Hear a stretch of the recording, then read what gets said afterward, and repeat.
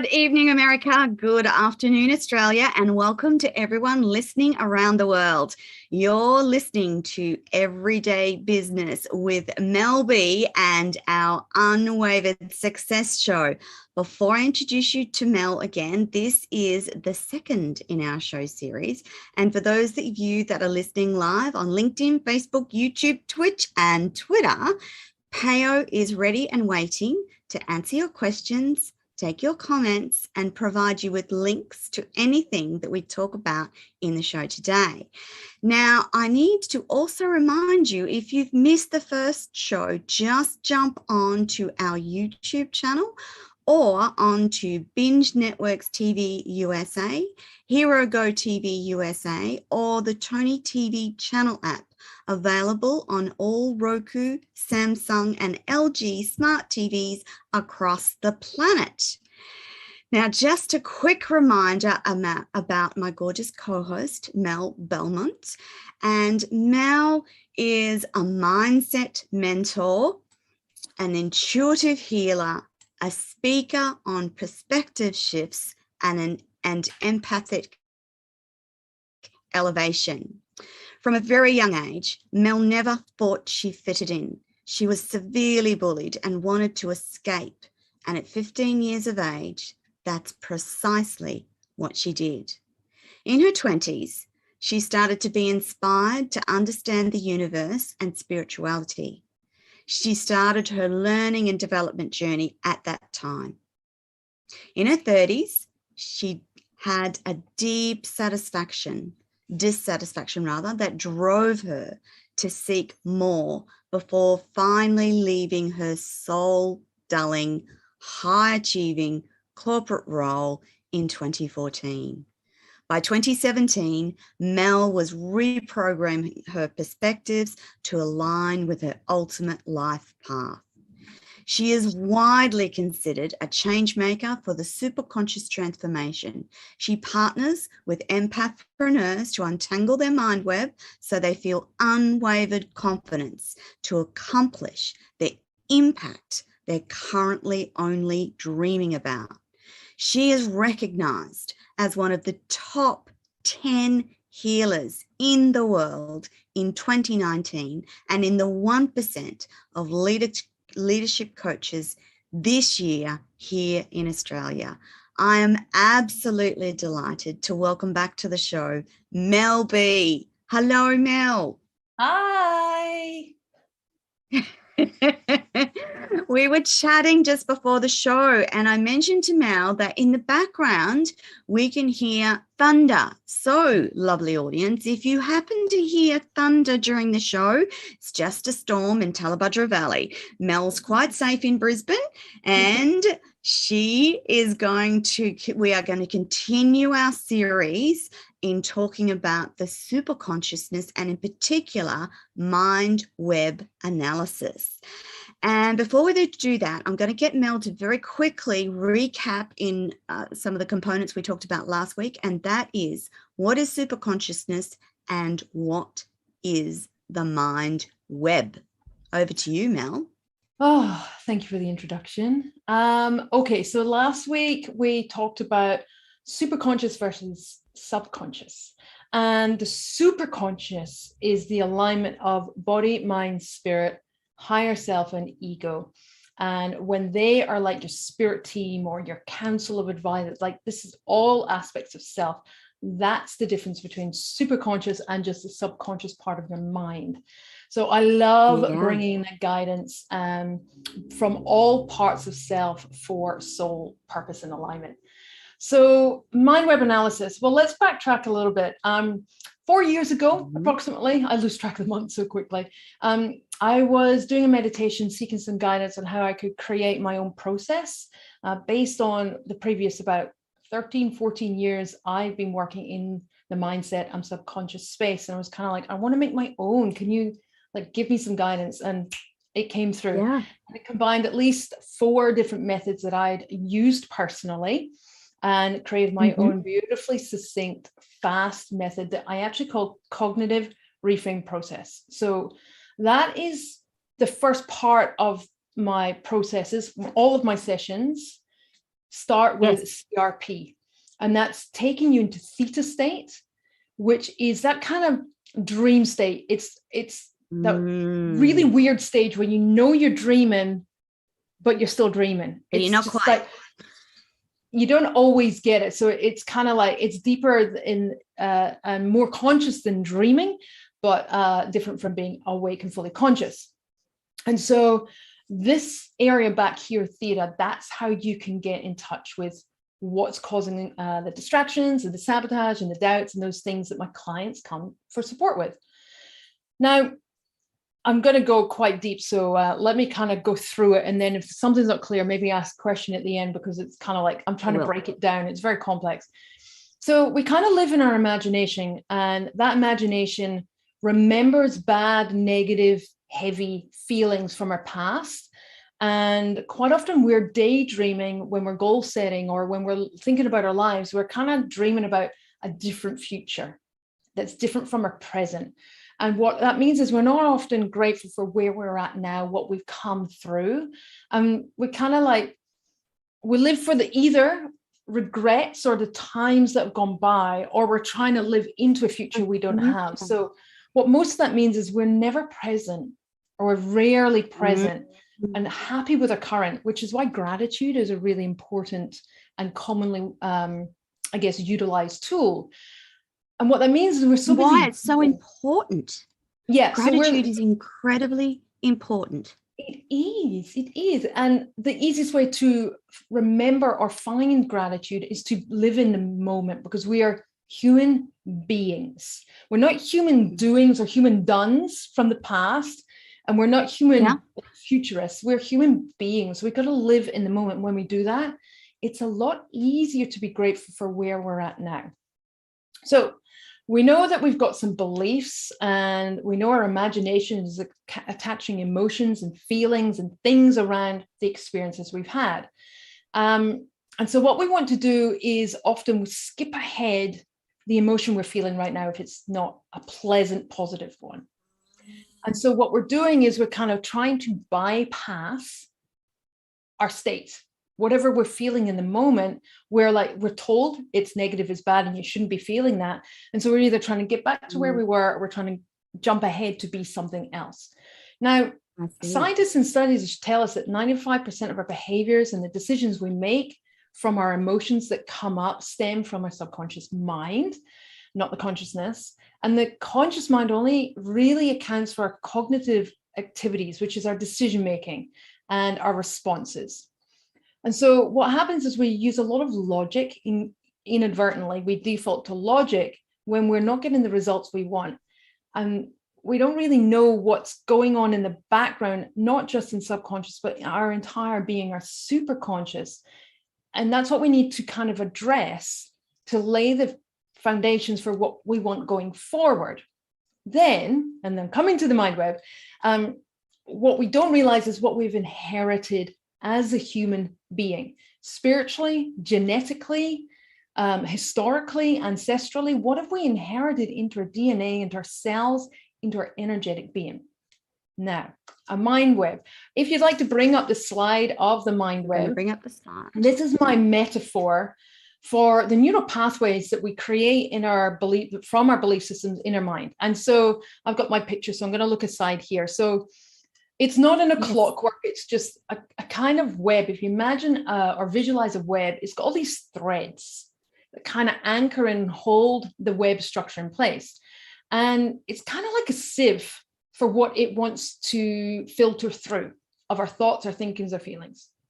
Now, the problem is we can have generational imprints, and that is lessons that our past generations have not yet resolved, or a belief that's carried through. Now, an example of that is money.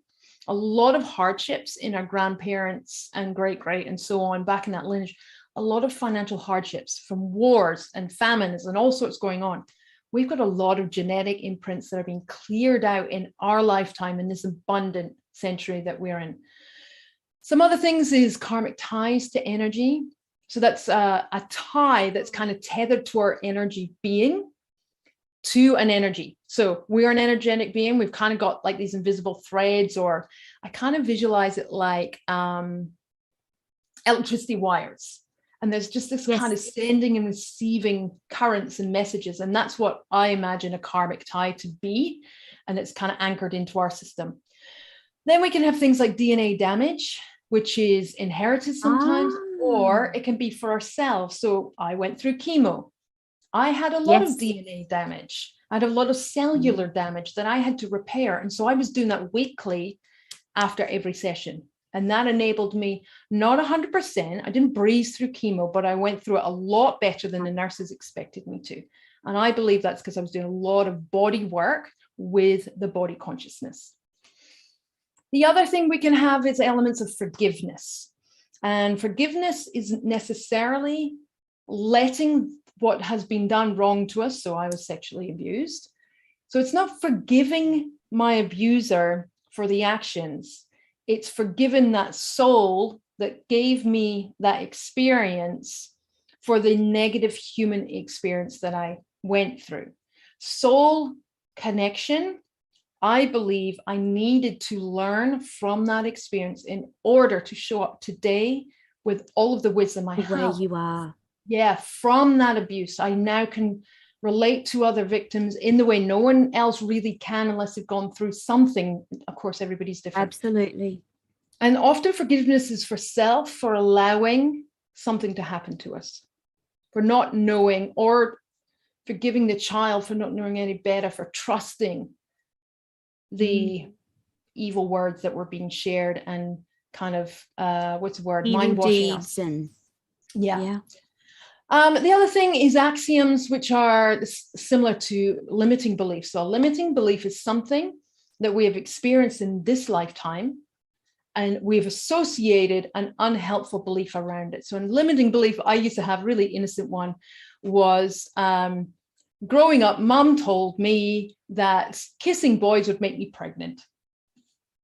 It's just a harmless thing that I believed. So the limiting belief is I believed it to be true, and it's limited. And then when I realized it wasn't true, it was fine. An axiom is, that was an axiom. Sorry.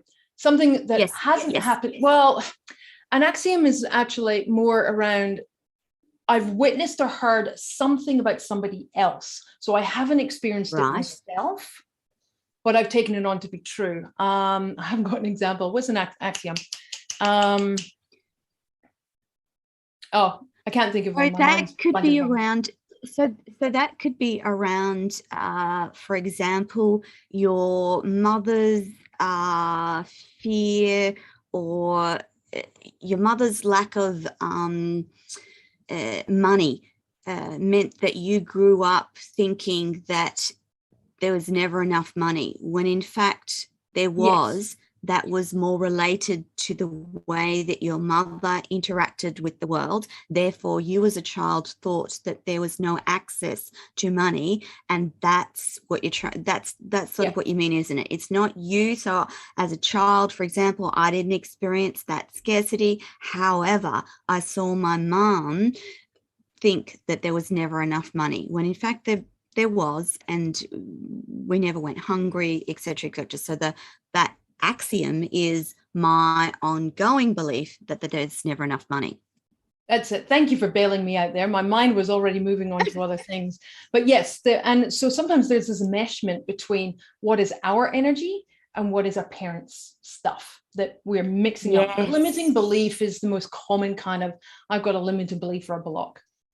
Then we've got womb and birth stuff. This is really cool. When we're in the womb, what did we experience? So there's a lot of mums experiencing maybe apprehension about being good enough as a new mum, first time baby.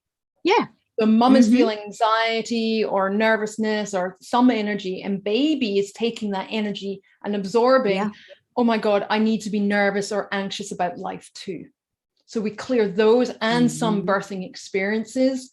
Some babies don't have pleasant birthings, and they are terrorized and terrified of this world because they come from this beautiful, safe, dark cocoon into the hospital environment, which is bright and loud and cold and all those things. So woman birthing. Conception is a really cool one. It is when the soul is coming down into the embryo, into the and cell. it's kind of this transition between the dimensions. So soul is coming into third dimension. It can sometimes get a little bit confused, even though it made a contract up there. This is what I'm going to experience. These are the angels or the other souls I'm going to interact with. And in that transition down, something happens and the soul can freak out and go, I'm terrified about having this human experience. So quite often, really weird, I don't know why I'm afraid of something, is that little soul related to that. Yeah, so cool. And then past life can be anything in past life. I've had clients go up to other realms. So I've got one client that's amazing. She was like a kind of conductor of the souls and allocating. And so she was dealing with a lot of overwhelm.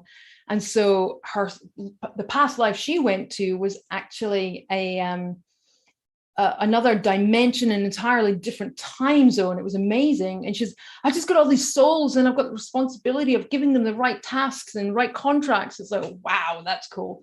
But sometimes it's often just normal past life of our past life in a different body, different time frame. I think I'm getting that storm. I'm just going to put the light on. Now, when we talk about past life, is that in any way related to those feelings of deja vu? For example, I remember landing the plane coming into Edinburgh, and I knew vaguely that there was some Scottish heritage there, but I had an overwhelming feeling of coming home. I can remember it absolutely clearly. It's a visceral and body feeling of coming home, just landing in Edinburgh Airport. I've never been in this lifetime and in this conscious, I had never been to Edinburgh, but landing on that tarmac, I felt completely enmeshed in oh my God, I'm home.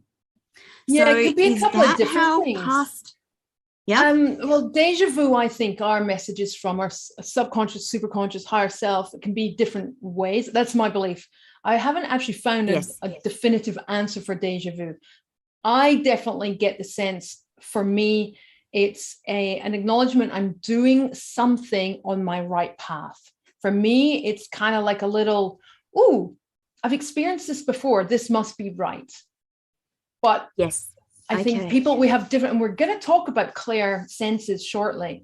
And so we all have different gifts in tuning into our talents of our clair senses. So maybe different people are more psychic and they get these different messages. So I reckon for you, it could be very much ancestral or past life. Yeah. Absolutely. So the mind web, to conclude that part of the education, was to help identify. Just share that again. Yep, is to pull and identify these different anchors of that web and basically to deconstruct it, identify all of the things. Sometimes there's 8 of them, sometimes just 2. Sometimes there's a couple of people to forgive or a couple of situations to resolve.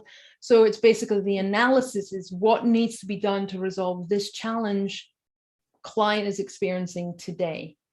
So that's the analysis. Mel, you go into that with your clients, don't you? Step by step, go into all of those elements and figure out what it is that's holding that person back or blocking them from living their best life, essentially, isn't it? Totally. It's about unpicking that mind web. I love that word, unpicking a mind web, and I've got it in my brain only. When you talk about mind web, I now immediately see the spider web inside a brain, which is a wonderful way to think of it, isn't it? Like a spider web enmeshed in your brain. And Mel's job is to unpick it and unstick it and make sure you move on and get past those things that are stopping you. And there's more than one mind web. We've probably got hundreds of mind webs. That some need to be resolved. I wouldn't say hundreds need to be done, but addressing them and understanding them is absolutely, if you're stuck, for sure, what needs to be done. So that's where the quantum healing comes in, is the next step from the mind web analysis. Yes. So tell us about quantum healing and what it is and why it's important. Okay, so quantum healing has got a bit of it's a bit of a buzzword, but it's not new science. In fact, it's more than, well, at least 30 years old. And Deepak Chopra was the one who kind of mainstreamed it, I think about 20 or 30 years ago now. So it's quantum new, isn't it, really? Pardon? In the scheme of life and millennia, it's relatively new. I think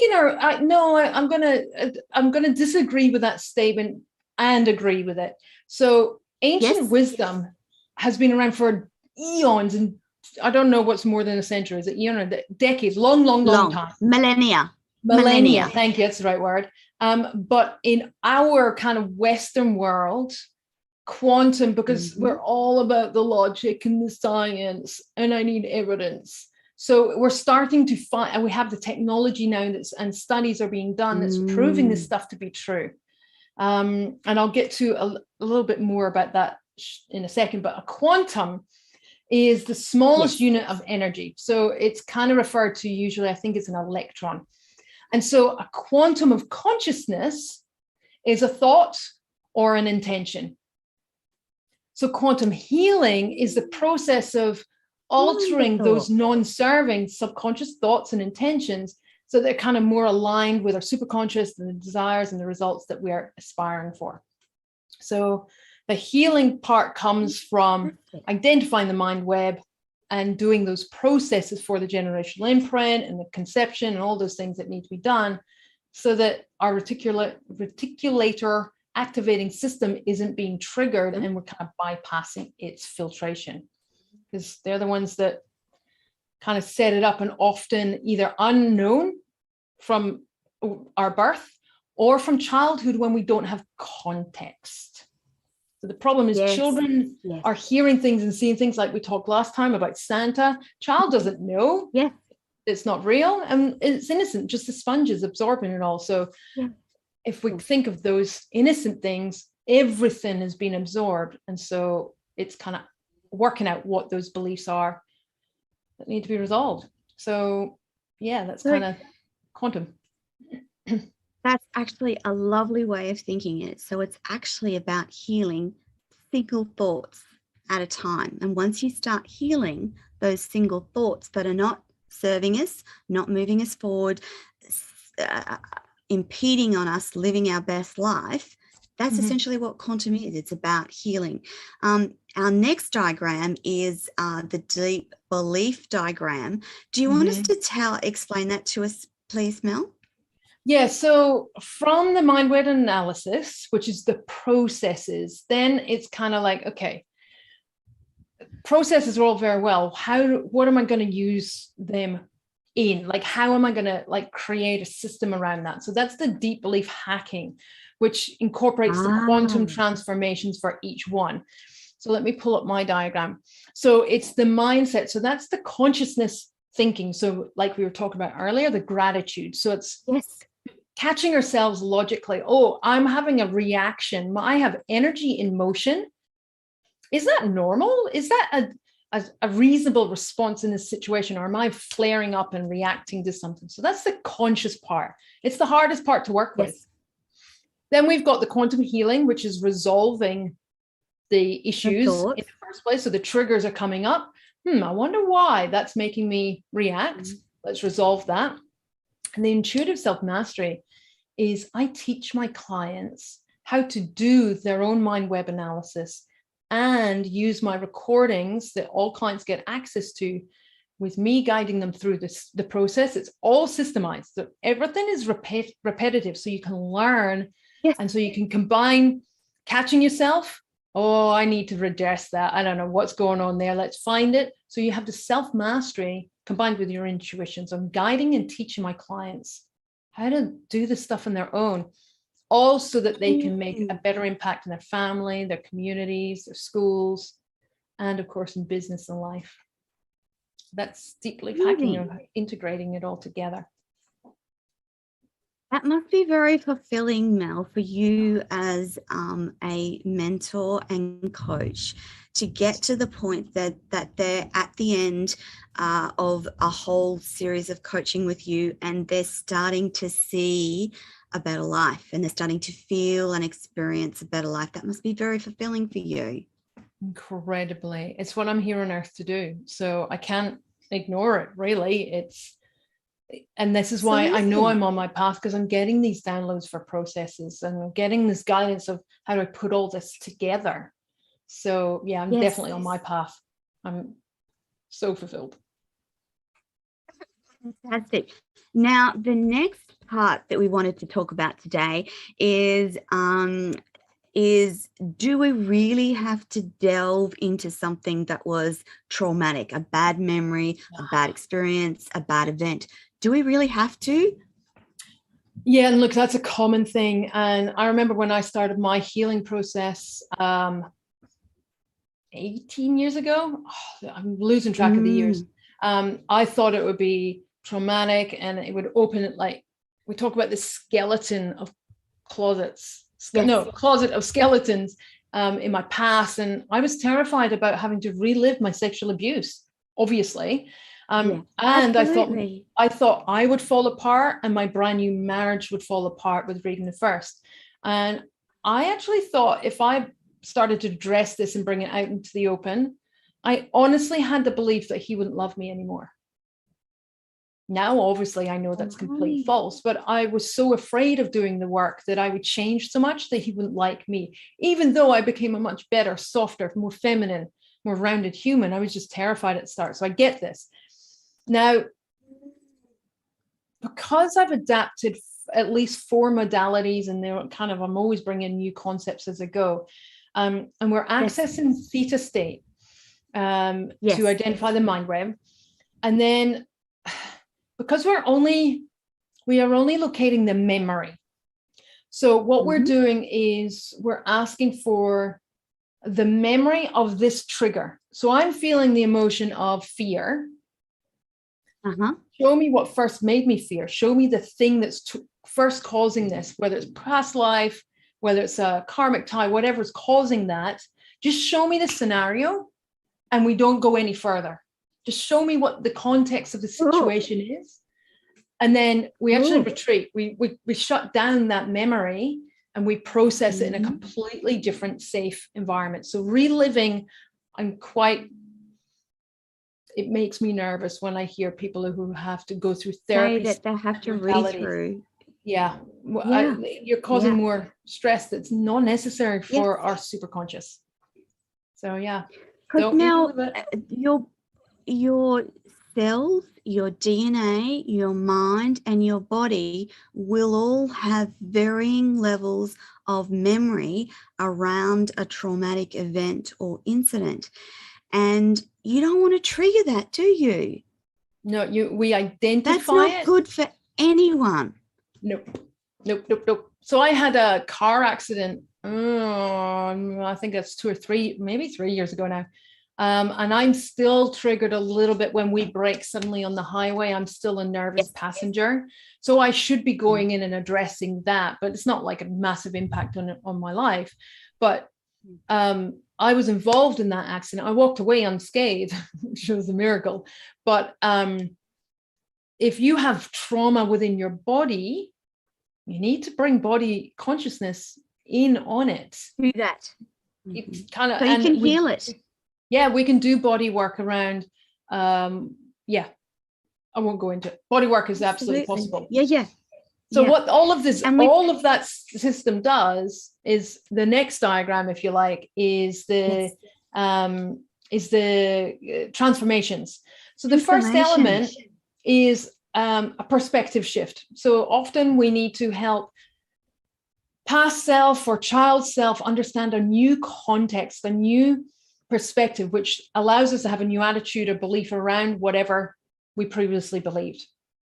Then we can have a paradigm shift, which is a change behavioral response. And it's when you have a paradigm shift when it's a permanent adjustment. And a quantum shift. So for you, I'm sorry, Mel. So for you, the perspective would be being aware that you have a negative response to hard braking in a car. The paradigm shift would be having no response or not being aware that the car is braking, braking hard. And the new identity would be living life without sensing impending doom when you hit the brakes hard in the car. So that quantum shift is a transformation. Yeah, it's an overhaul of the entire situation. So quantum is completely almost seeing not just the paradigm of, oh, it's exciting when I break and, you know, like changing it that way, but it's just like, wow, like this is all just normal. That's the next level, reconstructed perspective of that issue entirely. So for the audience that's listening, if you have one of those reactions to anything, and it could be anything, couldn't it? Anything from fear of heights, fear of flying, hard braking in the car, it could be anything, couldn't it, Mel? Oh, absolutely. The way somebody speaks to you, or somebody sending you a message and you feeling like you're being taken advantage of, anything. We're triggered probably 20 times a day. It's how we respond to the triggers, or removing the triggers entirely, which is the final objective. Sorry, I've got a massive storm brewing out here and the lightning's going off and it keeps catching my eye. Sorry. I know. It's okay. I was listening to just for the audience, that it must be a big storm because it's crashing and banging outside of my studio. And I'm thinking, please just wait till we finish the show with Mel. This is important stuff, universe.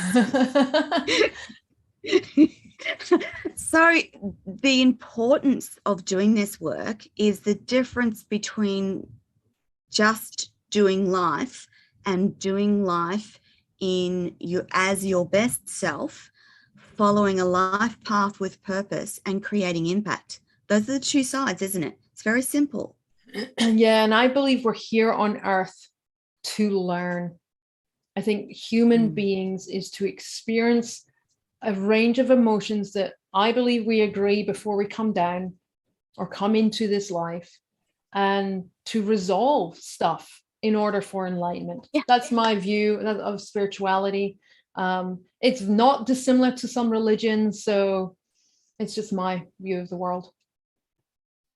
Mel, one of the other things that I find important to think about too is that any of the work that you do on yourself in terms of healing at a DNA and cellular level, you heal for the next generation.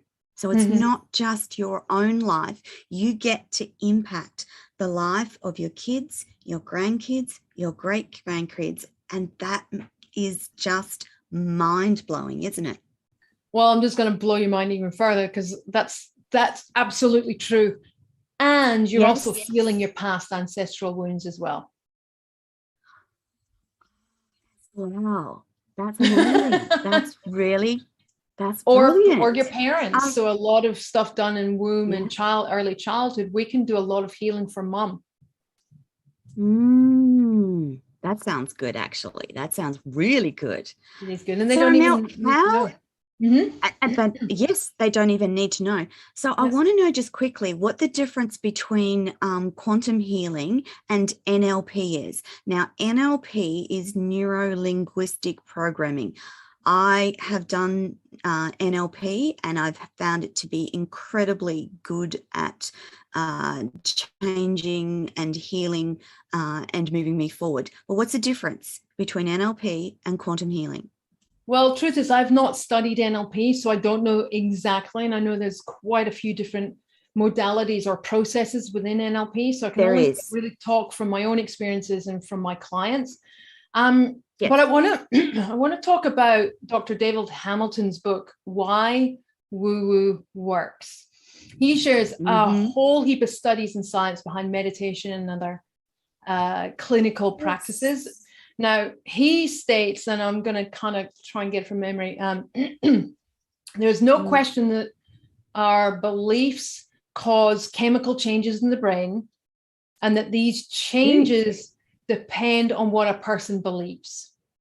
So I'm pretty sure it's something like that. So it's about reframing what often is our childhood version interpreted, because they don't have the context or the experience or the wisdom.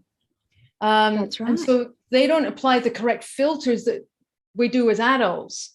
And so if we can change the beliefs, then we're absolutely changing literally the shape and the context and the programming of the brain. So innocent example, I guess, again, is that Santa, but children don't have the context of how big a world is, how many homes Santa would have to visit, and that sleighs can't fly being pulled by magical reindeer. So there comes that sweet spot when they start switching from believing to applying logic and context. Now, I just want to add another thought that's come into mind. They explain some of this, of how powerful our mind is. There was a study done, I think it was someone like 40 like asthma, lung disease kind of patients who had big issues with breathing. Now, they were given a placebo puffer thing, inhaler, but told it contained allergens. Now, 19 of them, this is completely placebo, they had a reaction. Their body responded believing they had taken in the things they were allergic to the point where 12 of those had full-blown attacks. And then they were given a placebo going, okay, here you go. Here's another puffer, another placebo, and their symptoms stopped. So the power of our mind is it's mind-blowing. Phenomenal. But the science around how our mind works is showing that this is just the programming, and it's the way the mind interacts with one another and how it responds to our hippocampus and our amygdala and all the different, how it functions. So I don't know how NLP works, but I know that the quantum is around tracking back the thoughts that are telling our mind what to believe, and our body responds from our thoughts. Yeah. So if you like, I'm sure I've got in the next diagram, the brain controls. Yeah. So the reason some of this happens is we need to talk about the reticulator activating system. And it is the RAS. The RAS. It's a filter. So think of it again a little bit like the Mindweb. If we received all of the information, I don't know how they know this, but apparently it's 20 million bits of it. And sometimes I read 13 million bits per second. That's whatever it is. Whatever the number is, it's a lot of information coming through all our senses. And we'll get to that in a second. And so our nervous system and our RAS first has that conscious response, and then it goes through the subconscious mind, the nervous system, comes out, superconscious emotions and behaviors. So if you can imagine, it's kind of all being processed microseconds, but we can't process it all. And so a lot of the information is being filtered out because we don't know what to focus on, especially as children.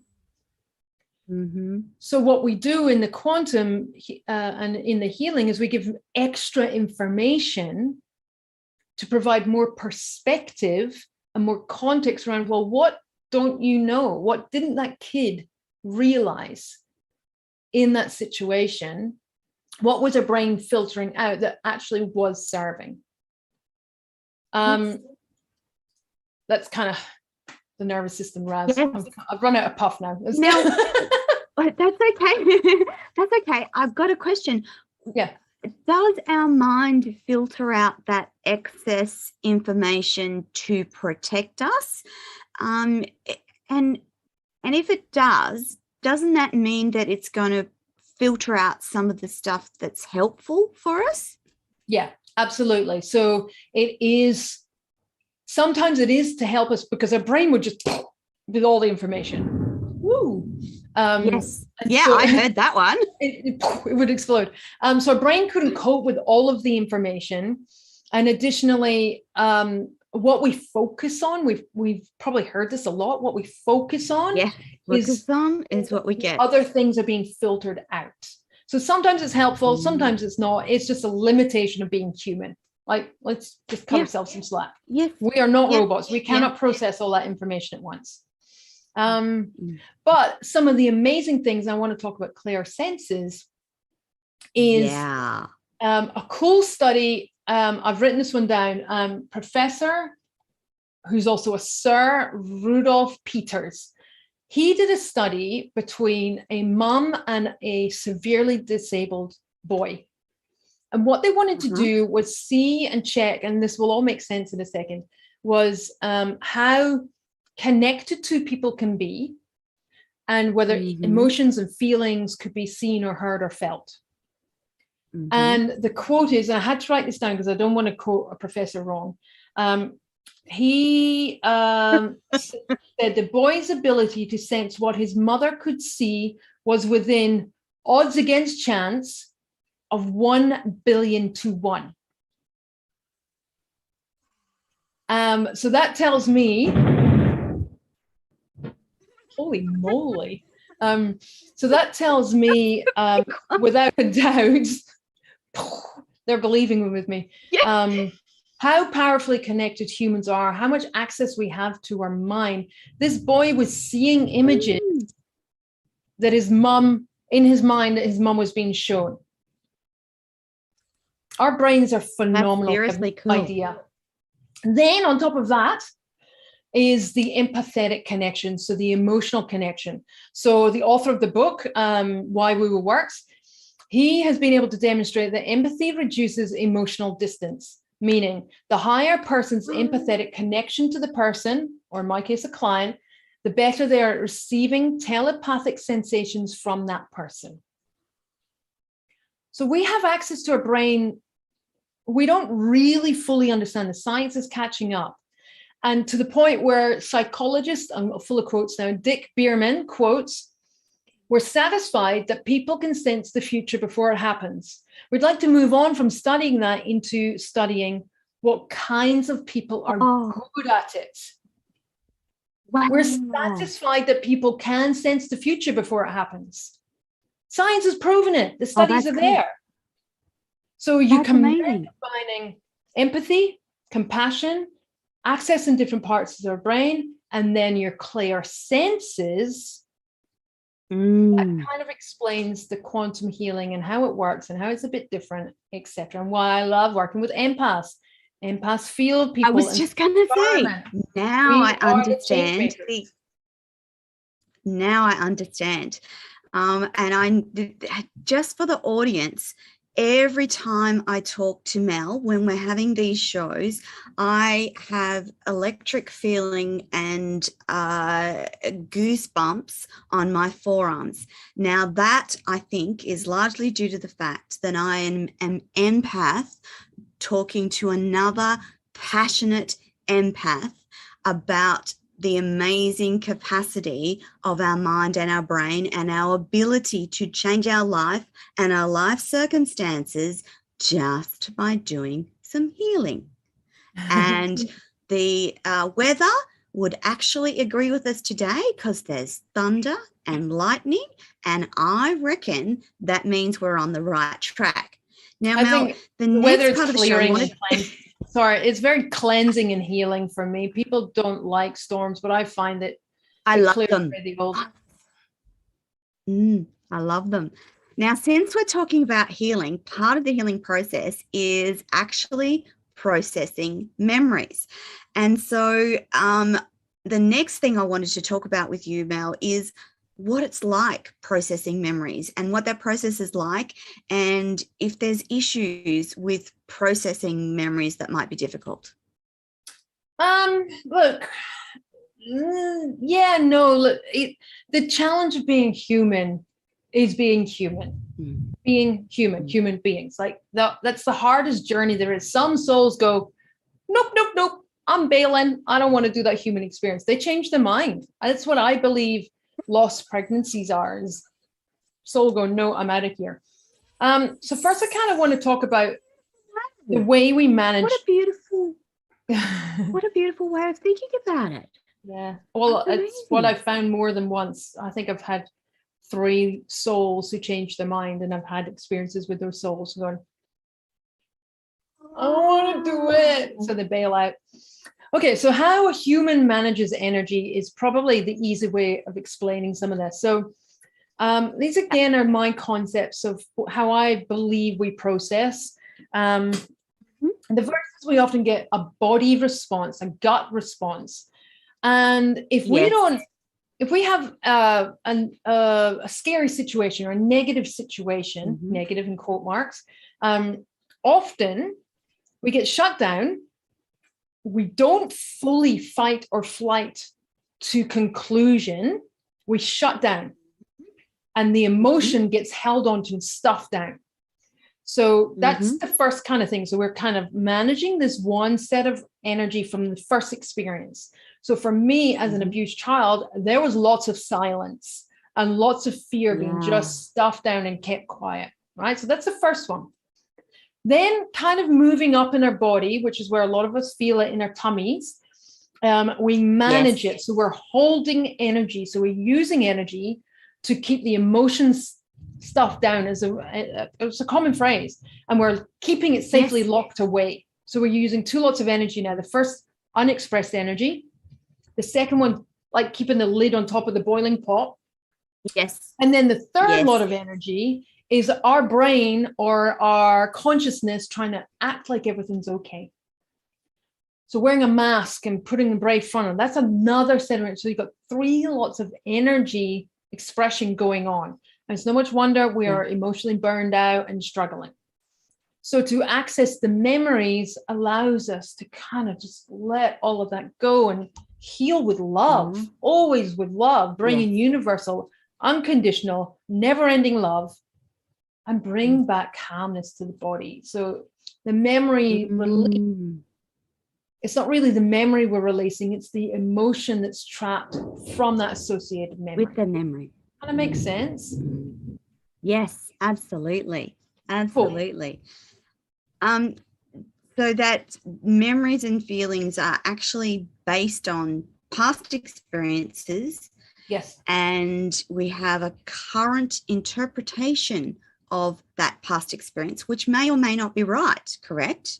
And so we need to learn how to respond in a different way and create a different feeling around those memories when they come up. Yeah? Sort of. I don't want to okay. Sort of. That's close. This is really good, deep stuff, Mel. It's very deep. Yeah, I really had to think today, like, how am I going to explain all of this in an hour? And the diagrams are very are helping a lot. So the next thing we wanted to talk about is brain frequency and development and how that impacts on our lives. Can you tell us about that, Mel? Yeah. So do you want to pull up the diagram, actually? It might actually help. Yes. Brain frequency diagrams. So we receive, think of us, and it's often used like a radio tuner, right? We have different frequency. And we kind of vibrate at different hertz. So when we're asleep, it's much different frequency from when we're awake.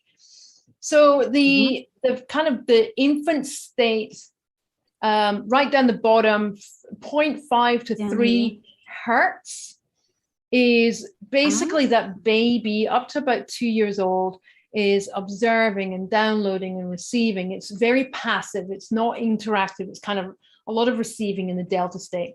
Theta, which is where I do our work. That's where you do your work. Yeah, it's 4 to 8 hertz. So it's very open to programming, and it's very suggestible, which is where the kids are up to about the age of 6 to 8-ish. Lots of observation still, but it's highly, what's the word? Not tangible, malleable. That's the word. We can completely kind of very manipulative in that stage. We can usually tell kids that Santa can fit down a chimney. So then we've got the 8 to 12 hertz, which is around about the ages of 6 to 12 of alpha. This is usually quite a calm. This is quite often the meditation state, quite a high awareness of self, It's less about external, more about the internal, lots of reflection. So meditation is usually done in alpha state. Beta, probably from around about the age of 12. This is where a lot of the consciousness kicks in, a lot of filters, logic, a lot of conscious awareness and kind of making context.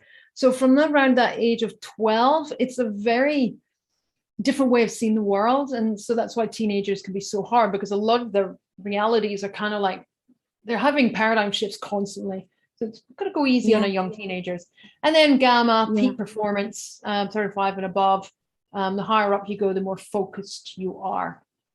So that's the stages that we learn. And so those early stages, absolutely. More's coming in than we think. And we know this. We've all heard. I love sharing the story of when any child, whether it's your own or someone else, but uses sass or swears for the first time, and the context is so bang on, and you're like, oh my Lord, they're swearing in completely the right way. And it's like, that's the stage when consciousness is really coming in and kind of shutting down that openness that they had before. So fantastic. Mel, they are wonderful concepts for us to discuss today. And seeing as we're just about out of time, I wanted you to quickly tell us that you have all sorts of amazing programs that can help anyone, anywhere, get all of this stuff sorted within their own mind. And that's what you do. That you live this stuff. You do it day in, day out. You're very, very good at it. And so for people wanting to connect with you, we are going to make sure that those your connections to you are in the chat box. If you're watching this video post live screening, you will also see connections and how to connect with Mel. And I encourage you just to have a conversation with Mel. Just a conversation. It's not scary. She's not scary. But I tell you, it will be the change you need to have in your life. Oh my God, that was loud. That was really loud. You just see it out here. It's I know. We also have an amazing resource this week. Mel, do you want to tell the audience about your resource? Because it's amazing. I've been hinting at it a couple of times, and we keep kind of moving on. This subject is so complex. So I'm just going to open it here so I can remember. So the Claire senses, there are 9 ways that we can communicate with ourselves, and some are more common than others. Me personally, I have at least 4. A couple of others are kind of, I'm trying to amp up and tune in. Just think of them like learning another language. We tune in and grow this abilities. So the first one, which most people kind of know, or what we'll talk about, is Claire empathy, which is the feelings beyond our body. Claire cognizant is knowing. So like you said, you got a knowing when you came back to Scotland. Into Edinburgh. Not like for the first time, but you came into a knowing, like, I've come home. So that's Claire cognizant. So you obviously have a high aptitude for that. Claire intelligence is thinking beyond. I have quite a fine-tuned, when I'm in clients with this kind of knowledge comes in. It's like, I know where that knowledge came from. Think of genius, talented people like pianists that are children. Like they should not know, or they're able to create symphonies out of nothing. That they're born with a deep Claire intelligence. Claire sentience is feeling beyond. So that's a kind of, you're feeling on a different level from empathy. Empathy is more connection to another thing. Clairsentience is different again. Clairaudience, most people know clairaudience. Hearing things, that's another one of mine. Clairvoyance, seeing. Clairtangents, that's touch. So a lot of Reiki. Anybody who's using that and getting knowing. So they're medical intuitives that can just touch a body in hands or on shoulders and feel something going on in their body. They're probably using a couple of different clairs in that. The less common ones are Claire salience, which is smelling. So sommeliers. Anybody, Yes. perfumerists, I don't know what they're called. Yes. Anybody who uses their nose would probably have a very, Mm-hmm. very high, they would know what ingredients go together to make a beautiful perfume or smell. And then the Mm-hmm. last one's clairgustants, which think of our chefs. They just know what would work together. So all of our senses, there are 9 clair senses, clair gifts and talents. And so I've got a download that kind of explain them and a little bit around them so you can start to tune in what you are. Grab that.